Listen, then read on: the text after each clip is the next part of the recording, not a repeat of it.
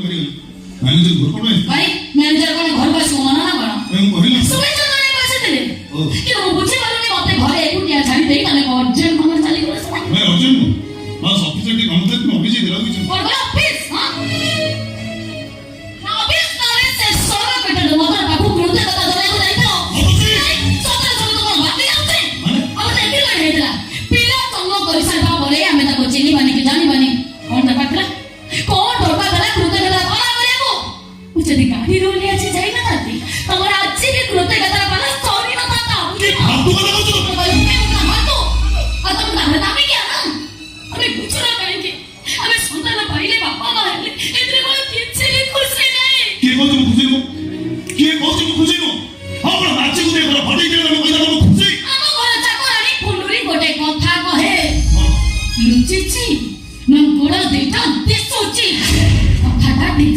सही परे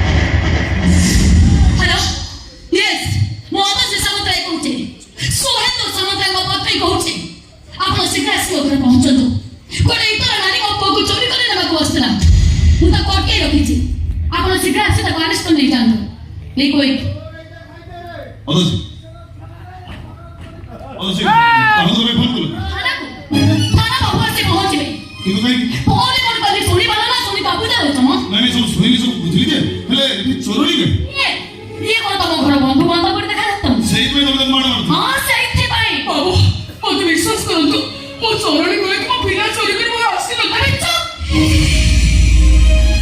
ସବୁ ତ ଚୋରଣି ମୋରି ତ ଝୁଣ୍ଟ ମାଗିକି ହଉ ଶୁଣ ଟିକେ ମୋ କଥା ନେଇ ଶୁଣ ହଉ ହେଲା ଜଲ୍ଦି ସେ ବହି କରିଥିଲା ତମେ ତାକୁ ମାଡ଼ ମାରି ସାରିଲଣି ଚାଲ ସେ ଘରକୁ ଚାଲ ତମ ଘରକୁ ଆରେ ମାନେ ଅତ୍ର କଥା କଥା ये चोरणी को पोको चोरी करने का बसला तू थाना को फोन करते अरेस्ट कर बाबू अब तो तुमको तो छाड़ी दियो नहीं ये नारी तब तो बांधवी କି ବାଜେ କଥା କହୁଛ बाजू का मुंह बोल तबे मो बाजू का कहूची ଆରେ ମାନୁଛି ମୁଁ ମାନୁଛି ସେ ଭୁଲ କରିଥିଲା ଆଉ ସେଥିପାଇଁ ତମେ ତାକୁ ମାଡ଼ ମାରି ସାରିଲାଣି ଏଇ ସାମାନ୍ୟ ଘଟଣା ପାଇଁ ତାକୁ ଥାନାକୁ ପଠେଇଦେବାଟା ତମର କଣ ଠିକ ହଉଛି कौन करे तमे ए तमे सामने हटा को कहूची तमे उपरे तमे बुझिलो ମତେ ବିଶ୍ୱାସ କରନ୍ତୁ ମୋ ଚୋରଣୀ କହିକି ମୋ ପିଲା ଚୋରି କରିବାକୁ ଆସିନଥିଲେ ଆପଣ ମତେ ଥାନାକୁ ପଠେଇ ଦିଅନ୍ତୁ ସେମାନେ ମତେ ବହୁତ ମାରଧର କରିବେ ମତେ ଦୟା କରନ୍ତୁ ବାବା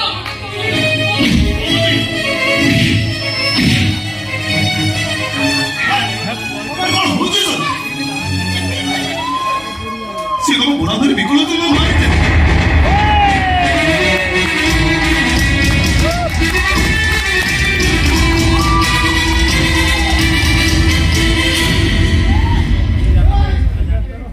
ଭାଇ ରାଡା ଭାଇ ଗୁଣ୍ଡ ଆପଣ ମଧ୍ୟ ମିଶି ସାମନ୍ତରାୟ हां ये से चोरणी ସିଏ ମୋ ପୁଅକୁ ଚୋରି କରି ତାକୁ ବସଥିଲା ଅବଶ୍ୟ ତମେ ହାତ ତମେ ନୁହଁ। ଦୟାକରି ଆପଣମାନେ ସମସ୍ତେ ଚୁପ୍ ରୁହନ୍ତୁ କେବଳ ମୁଁ ଯାହାକୁ ପଚାରି ସେ ମୋ ସହ କଥା ହେବେ ସରି କୁହନ୍ତୁ ମିଷ୍ଟର ସାମନ୍ତରାୟ ଆପଣ ଏମିତି କ'ଣ ଦେଖିଲେ ଯେ ଏ ମହିଳାଙ୍କ ଉପରେ ଏମିତି ଅଭିଯୋଗ କରୁଛନ୍ତି ଦେଖନ୍ତୁ ଆଜ୍ଞା ଘରେ କେହି ନଥିଲେ ଆଚ୍ଛା ଅବାଦ ପୁଅକୁ ଏଇଠି ଶୈଳୀ ଘର ଭିତରକୁ ଯାଇଥିଲା ସେଇ ସୁଯୋଗ ପାଇଁ ଘର ଭିତରୁ ପଶି ଆସି ମୋ ପୁଅକୁ ତା କୋଳରେ ଝାକୁଡ଼ି ଧରିଥିଲା ମୁଁ ଦେଖିଦେଲି ଆଉ କଣ ପହଞ୍ଚିଗଲି ଆଚ୍ଛା ଆପଣ ଆସି ପହଞ୍ଚିଗଲା ପରେ ସେ କ'ଣ ପିଲାକୁ ନେଇକି ପଳଉଥିଲା ନା ନା ମୋ ଅବାଦକୁ ଡାକିଲି ଅବାଦ ଆସି ପୁଅକୁ ତା ପାଖରୁ ଆଣିଲା ଅଗାଧୁ କି ଓ ତମେ ଆସି ପହଞ୍ଚିଲା ପରେ କ'ଣ ଦେଖିଲ ସାର୍ ମୁଁ ଦେଖିଲା ବେଳକୁ ସେ ପୁଅକୁ ଛାତିରେ ଭିଡ଼ି ଧରିଥିଲେ ହଁ ତାପରେ ତମେ ତାଙ୍କ ଛାତୁରୁ ଛୁଆକୁ ଭିଡ଼ି ଆଣିଲ ତାପରେ କ'ଣ ହେଲା ନାଇଁ ଆଜ୍ଞା ମୁଁ ପାଖକୁ ଯିବା ମାତ୍ରେ ସେ ପୁଅକୁ ମତେ ଦେଇଦେଲା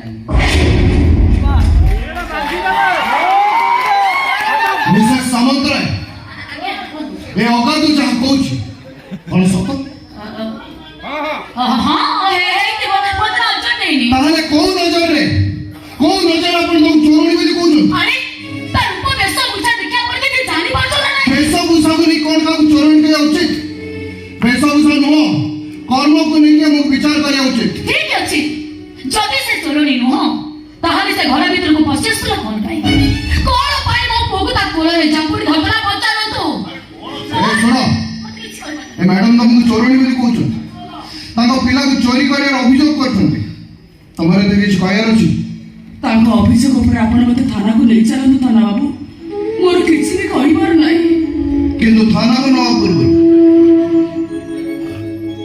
ମୁଁ ବି ତମ ଉଦ୍ଦେଶ୍ୟ ବିଷୟରେ ସବୁ କଥା ଜାଣିବାକୁ ଚାହୁଁଛି ଓ କ'ଣ ପାଇଁ ତମ ପିଲାକୁ ଚୋରି କରିବାକୁ ଚାହୁଁଥିଲ ତମେ ନାଇଁ ଥାନା ବାବୁ ମୋ ଚୋରଣୀ ନୁହେଁ କି ମୋ ପିଲା ଚୋରି କରିବାକୁ ଆସିନଥିଲେ ଆସିଥିଲେ ଚାକରାଣୀ ବାବାରେ ଘରେ ଟିକେ ଆଶ୍ରୟ ନେବାକୁ ତାହେଲେ ତାଙ୍କ ଛୁଆକୁ ଛାତିରେ ଭିଡ଼ି ଧରୁଥିଲ କ'ଣ ପାଇଁ ଘର ଭିତରକୁ ପଶି ଆସି ଦେଖିଲି କେହି ବି ନାହାନ୍ତି କୁନି ପିଲାଟା ଏକାଠିଆ ଶୋଇଛି ସୁନ୍ଦରିଆ ଛୁଆଟାକୁ ଦେଖି ମାର ମନଟା ସମ୍ଭାଳି ହେଲାନି ମୁଁ ତାକୁ କୋଳକୁ ଉଠେଇ ଆଣିଲି ଏ ଘରକୁ ଚାକରାଣୀ କାମ କରିବାକୁ ଆସିଛି ବୋଲି କହି ଗୁଣୁଗୁଣ ହେଇ କେତେ କଥା କହିଗଲି କଣ ହେଲା କେଜାଣି ସେ ବି କାନ୍ଦି ଉଠିଲେ ଯେତେ ବୁଝେଇଲି ଜମା ବି ବୁଝିଲେନି ମୋ ମାର ମନଟା ସମ୍ଭାଳି ହେଲାନି ଶେଷରେ ମୁଁ ତାକୁ କୋଳକୁ ଉଠେଇ ଆଣି ମୋ ଛାତିର ଅମୃତ ମୁଁ ତା ପାଟିରେ ଦେଇଦେଲି ଆଉ ଠିକ ସେତେବେଳେ ମା ଆସି ପହଞ୍ଚିଗଲେ ମୋ ପିଲା ଚୋରି କରିଛି ବୋଲି କହି ମତେ ଏମିତି ଅଟକେଇ ରଖିଛନ୍ତି ଆଜ୍ଞା ଏଇ ଦେଖନ୍ତୁ ତା ହାତରେ ଶଙ୍ଖା ନାହିଁ କି ତା ମଥାରେ ସିନ୍ଦୁର ନାହିଁ ସେ ବାହା ହେଇଛି କି ବାହା ହେଇବି ବା ବାହାରିଛି ସେ କଥା ସିଏ ଜାଣିଛି ବାହା ନ ହେଇଥିଲେ ମାର ଭାବନା ଆସିବ ଆମେ ତ ତାଙ୍କର କିଏ ବାହାରିବ ଠିକ ଅଛି ଯଦି ସେ ପୁଅ ପିଲାର ମା ଘରେ ତାର କ୍ଷୀର ଖାଇବା ପିଲା ଅଛି ତାହେଲେ ତ ତାର ସ୍ୱାମୀ ଥିବ ଆଉ ଯଦି ତାର ସ୍ୱାମୀ ଅଛି ତା ହାତରେ ଶଙ୍ଖା ତା ମଥାରେ ସିନ୍ଦୁର ନାହିଁ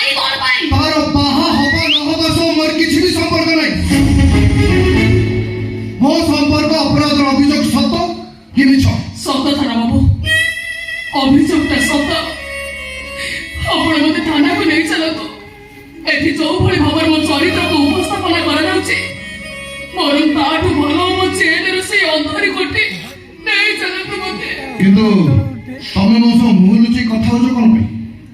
ମୋ କର୍ମ ସହିତ ମୁହଁରେ କି ସମ୍ପର୍କ ଅଛି ଯେ ଆପଣ ମୋ ମୁହଁ ଦେଖିଲେ ମୋ ଉପରେ ହେଇଥିବା ଅଭିଯୋଗ ମିଛ ବୋଲି ପ୍ରମାଣିତ କରିଦେବେ? ମୁଁ କିନ୍ତୁ ତମ ମୁହଁ ଦେଖିବାକୁ ଚାହୁଁଛି,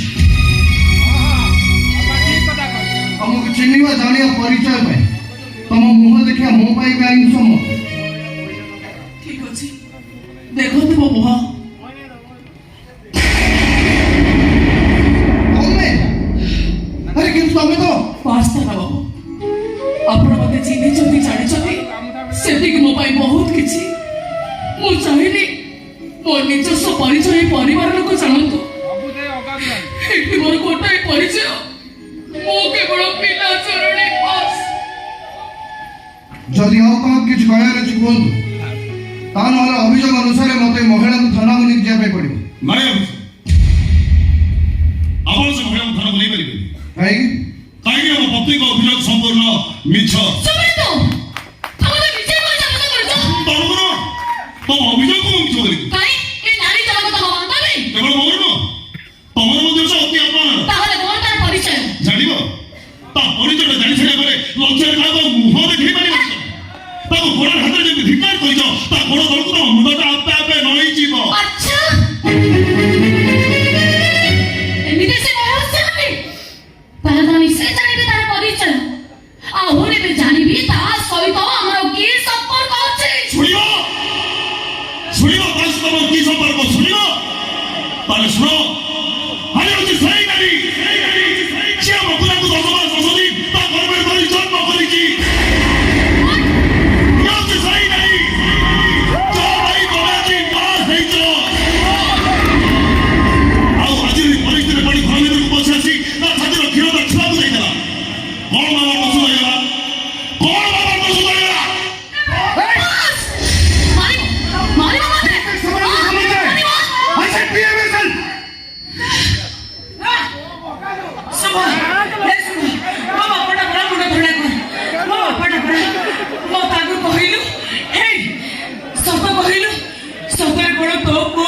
ଗର୍ଭରେ ଧରି ଜନ୍ମ ଦେଇଛି। ଏ ତ ତମେ କାହିଁକି ମିଛ କହିଥିଲ? ଇଏ କହିନୁ ଇଏ ହଉଛି ଆମ ପୁରାର ଜନ୍ମଦାତ୍ରୀ ମା। ହେ ରାଧା ମାଧବ, ଶେଷରେ ଏମିତି ଗୋଟାଏ ଘଟଣା ତମେ ସୃଷ୍ଟି କରେଇ ଦେଲ। ଏମିତି ଘଟଣାଟିଏ ସୃଷ୍ଟି କରେଇ ଦେଲ ତମେ। এইটা এমনি কি ঘটনা আছে? তবে আকাশରୁ ଛୁରୀ ପଡୁଛ? ତାଛଡ଼ା ଶୁଭେନ୍ଦୁ, ଆମେ ତ ଚୁକ୍ତି ଥିଲା ପିଲା ଜନ୍ମ କରିସାରିବା ପରେ ଆମେ ତାଠାରୁ ଅପରିଚିତ ରହିବା। କଣ ଦରକାର ଥିଲା? କଣ ଦରକାର ଥିଲା ଆମ ଘର ଭିତରୁ ପଶି ଆସି ଆମକୁ ତା ଛାତିର କ୍ଷୀର ଦେବା? ହଁ ମାନୁଛି ସେଇଟା ତାର ଭୁଲ। ଆଉ ତମ ସେଇ ଭୁଲ ପାଇଁ ତମେ ତ ଅନେକ ମାଡ଼ ମାରି ସାରିଲଣି। ଆଉ ପାଇଛ ଯଦି ଏଥର ପସ୍ତେ ମାଡ଼। ତାର ସେ ଭୁଲ ପାଇଁ ପରୋକ୍ଷରେ ଦାୟୀ ହଉଛି ମୁଁ। ସେ କୃତଜ୍ଞତା ଜଣାଇଲା ସେ କୃତଜ୍ଞତା ଜଣାଇଲା ମୁଁ ପରିଚୟ ହେଇନଥାନ୍ତା। ଆରେ ସିଏ ବି ଆଜି ଠିକଣା ଖୋଜି ଅଛି ଠିକ ହଉଛି। ତୁ ରହ।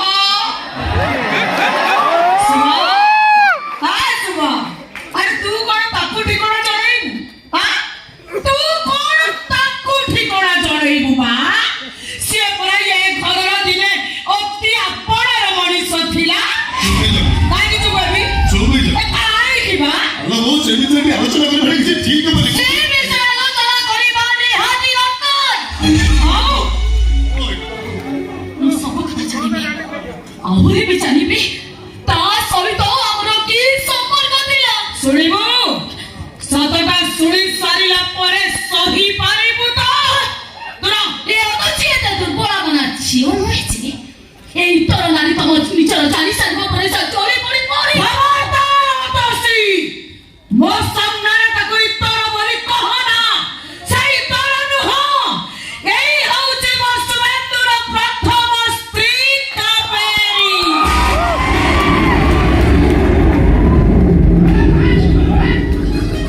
କୋଟରେ କୋଟରେ ଇଏ ସୁଭେନ୍ଦୁଙ୍କ ପ୍ରଥମ ସ୍ତ୍ରୀ। ଆପଣ ଭୁଲ କହିଲେ ନା ମୁଁ ଭୁଲ କହିଲି? କୋଉଟା ଠିକ? କେହି କିଛି ଭୁଲ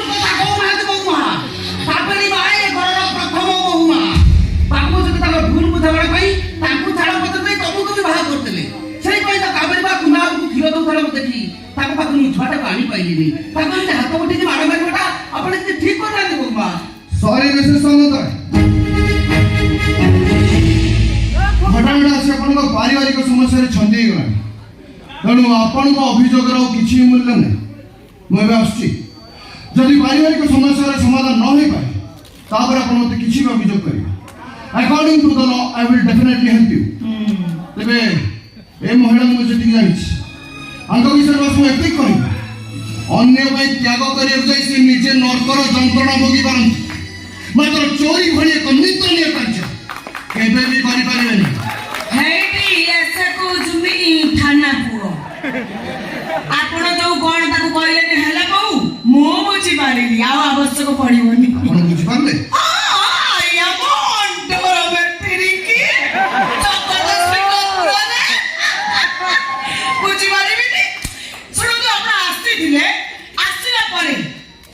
ବିଛୁଆତି ଆଉ କେ ତୁଳସୀ ଆପଣ ଭଲ ଭାବରେ ଜାଣିପାରିଥିବେ ଏବେ ଆପଣ ଆସିପାରନ୍ତି। ହଁ ଆଜ୍ଞା, ମୁଁ ସବୁ କଥା ବେଶ ଭଲ ଭାବରେ ବୁଝିସାରିଛି। ଏବେ ଗୋ ଆଉ ଏ କଥା ହିଁ ବୁଝିସାରିଛି ଯେ ଯୋଉ ଘରେ ଆପଣଙ୍କ ପରି ମା ଥିବେ ସେଇ ଘରେ ଇନ୍ସପେକ୍ଟର ସିଦ୍ଧାର୍ଥ ପଟ୍ଟନାୟକର କୌଣସି ଆବଶ୍ୟକତା ନେଇ। ଥାଙ୍କୁ ଆସୁଛି ଆଜ୍ଞା, ନମସ୍କାର।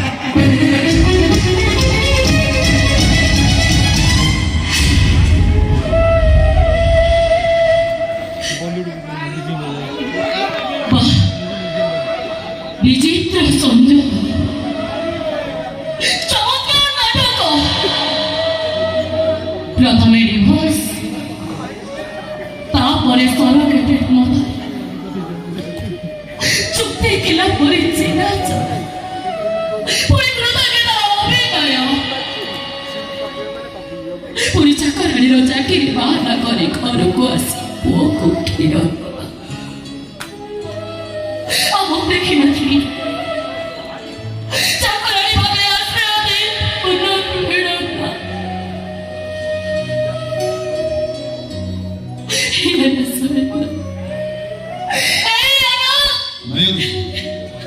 ମୋତେ ବିଶ୍ୱାସ କର, ଏ ବିଷୟରେ ଆମେ କେହି କିଛି ବି ଜାଣିନୁ। ଏସବୁ ଯାହା ଘଟିଯାଇଛି ସବୁ ଅଚାନକ ହେଇଛି, ଆଉ କିଛି ବି ନାହିଁ। ବିଶ୍ୱାସ କର। ହେଲେ ଯାହାକୁ ତମେ ଚରିତ୍ର ଏଇଟା କହିଠି ବସେଇଥିଲ ସେ ବି ତମକୁ ଚରିତ୍ର ମତେ ବୋଲି ବାସିଲା କେମିତି? ଆଉ କଣ କରିବି ତମେ କହୁନ? ଆରେ ତମେ ଘରୁ ଦେଖିବା ମାତ୍ର ତା ଘର ଧକ୍କା ମାରି ବାହାର କରିଦେଇଥିଲେ ତମ ମନ କଣ ଶାନ୍ତି ହେଇଥାନ୍ତା? କୁହ। କିଛି ଦରକାର ପଡୁନି ସୁବେନ୍ଦ, ଯାଅ ଶଙ୍ଖା ଆଣି ତା ହାତରେ ପିନ୍ଧେଇ ଦିଅ ଆଉ ତା ମଥାରେ ସିନ୍ଦୁର ଦେଇଦିଅ। କିଏ ତମକୁ ବାଧା ଦଉଛି? ତମେ କଣ କହୁଛ କିଛି ବୁଝିପାରୁଛ ନା? ବର୍ତ୍ତମାନ ମୋହନ ବି କଣ କରିବେ? କଣ କରିବେ ମୋ ମାନେ ଏ ଘରେ ମୋର ଆଉ କି ଅସ୍ତିତ୍ୱ ଅଛି ସୁବେନ୍ଦ? ତମେ ବି କିଏ ବୁଝି ଦଉଛ? ଆରେ ତମେ ତ ଘର ବହୁ ମୋ ସ୍ତ୍ରୀ ମୁଁ ତତେ ଆଜି ମୋର ଭାଇରାନ କଥା କହିଦଉଛି, କାବେରୀ କି ମୋ ପାଖରୁ ମୁଁ ଜମା ଛାଡ଼ିବିନି। ଯେ ପର୍ଯ୍ୟନ୍ତ ମୁଁ ବଞ୍ଚିଛି ସେ ପର୍ଯ୍ୟନ୍ତ କାବେରୀ ମୋ ଘରେ ମୋ ପାଖରେ ରହିବ। କୋଉ ସମ୍ପର୍କରେ? ମା ଝିଅର ସମ୍ପର୍କରେ। ତୋ ପାଇଁ ସେ ଚାକରାଣୀ ହଁ, ହେଲେ ମୋ ପାଇଁ ମୋ ଝିଅର ପରିଚୟ ନେଇ ମୋ ପାଖରେ ରହିବ। ଆରେ ମୋ କଥା ବି ଶୁଣି ରଖନ୍ତୁ, ଏବେ ଏଇ ମୁହୂର୍ତ୍ତରେ ଆତ୍ମହତ୍ୟା କରି ମରିଯିବେ। ଆରେ ତମେ କଣ ପାଇଁ ତମେ ତାକୁ ଘରେ ରଖି ପାସ୍ କରିବ? ଏସବୁ ମୁଁ ଆଖି ମେଲା କରି ଦେଖିବି ସୁବେନ୍ଦ, ଦେଖିପାରିବି ମୁଁ, ସହିପାରିବିନି, ଏସବୁ ମୁଁ ଦେଖିପାରିବିନି। କାଇଁ ମ୍ୟାଡାମ ଆପଣ ଜମା ବ୍ୟସ୍ତ ହୁଅନ୍ତୁନି। ଆରେ ତାକୁ କଣ ପାଇଁ ଅଟକେଇଲି? ସବୁ କଥା ଜାଣି ତମେ କୃତଜ୍ଞତା ଜଣେଇବ, ଆଉ ମୁଁ ଜଣେଇବିନି।